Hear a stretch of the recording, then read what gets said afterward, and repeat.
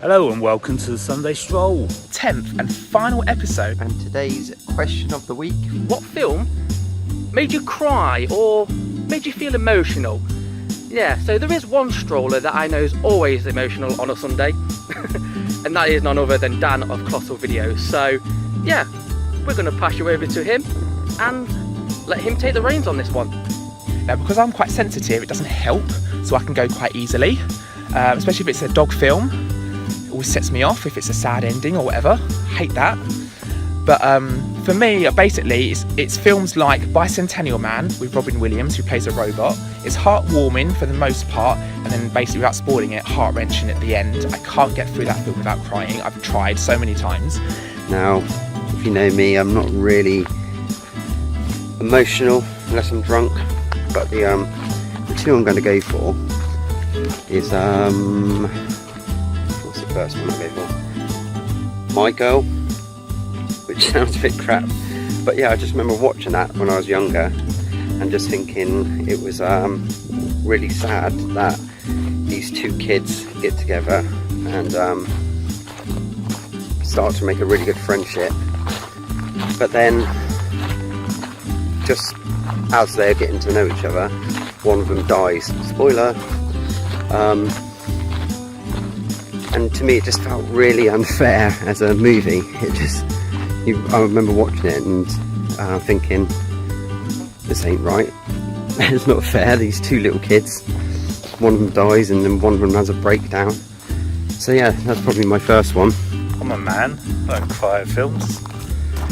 But when I do cry at films, which I don't ever, it's films like Forrest Gump, where it's really sad because near the end, it's a spoiler here, but near the end when he finds out he's got a son with Jenny, I think that's really sad, and his son's like there sitting in front of the telly, watching the news or something like that, and then Forrest goes over to him, sits down with him, but before he does that, he says to Jenny, like, is he obviously Forrest Gump thinks he's stupid, which he isn't, incredibly intelligent, obviously, but yeah, he and she's like, no, he's normal, he's smart, he's really smart at school and all that, and you see Forrest's face, sort of like pride, joy, so glad that he's not silly or stupid.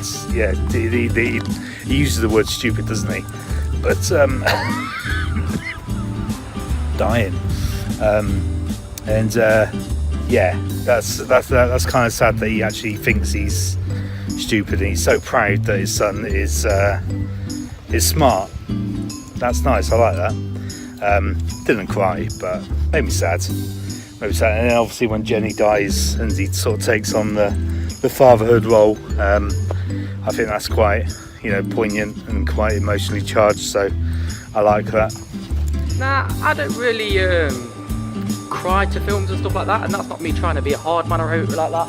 It's just, yeah, I don't know, where there should be a heart, I think there's just darkness and icicles, but yeah, that's it. But there is a few films that kind of pull on the heartstrings, tug on the old feels and stuff like that. So yeah, the earliest one that I can kind of remember is probably going to be The Lion King.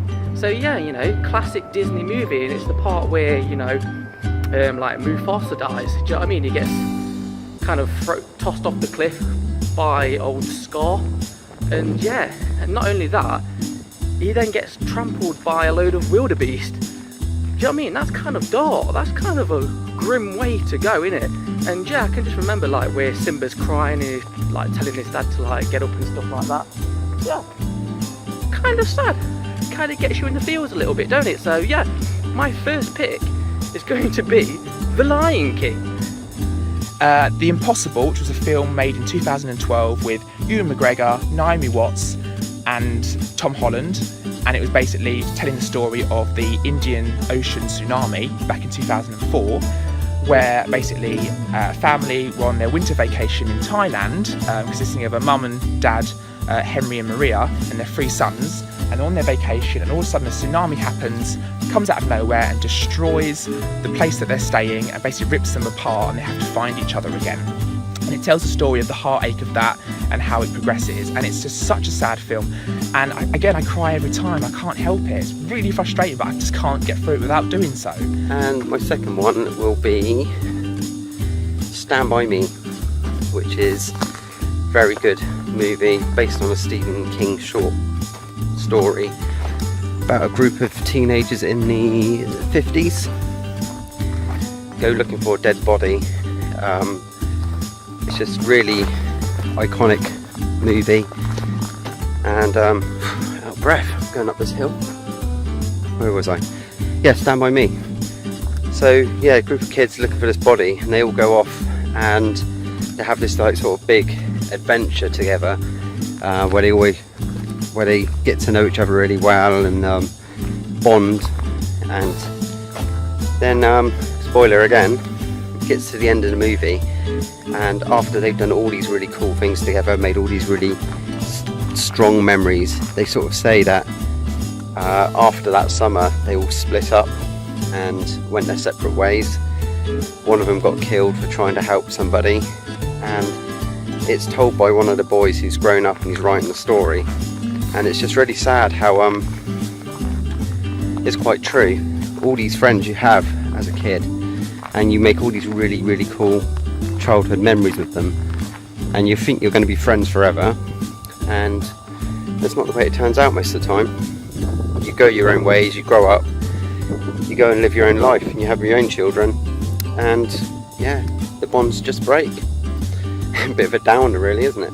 But yeah, and that's why it's a sad movie for me.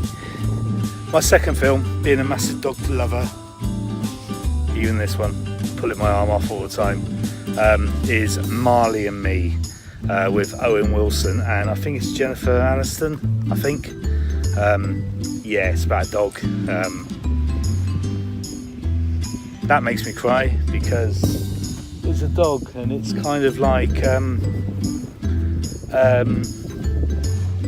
relies on our help a lot, and I don't know. Do you know what? I'm not even going to talk about it. Marley and Me, go watch it. Go watch it. It's a great film. So the next film I'm going to go for is a film that I watched quite recently actually on Netflix, and it's a film called One Day, and it stars Anne Hathaway.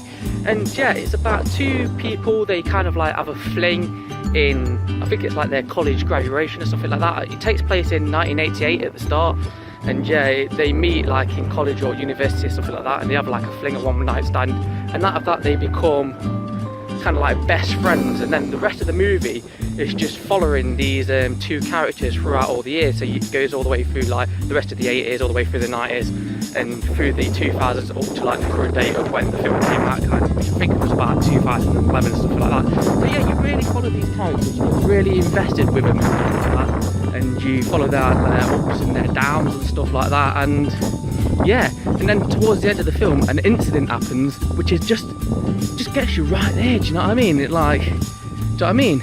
It gets you a little bit teary, do you know what I mean? Like I won't cry or like I'm a man, hard man, but yeah, I have to admit it did get me a little bit emotional, because like I say, by this point you're already invested in these two characters, and then that happens, and yeah, it kind of ends on a kind of more upbeat, happier note, but that part still gets you right in the feels. So yeah, if you've not watched it, go ahead and watch it. Like I say, it's on Netflix right now, and the film's called One Day. So those were our answers to the question of the week. Why don't you let us know yours in the comments below? Or you know, you can do a video response if you want to, whichever way you feel inclined. And if you want to know any more information about the series or any of the people on it, then go over to our Facebook group. And thank you very much. Let us know what you thought of the season. Have you enjoyed it?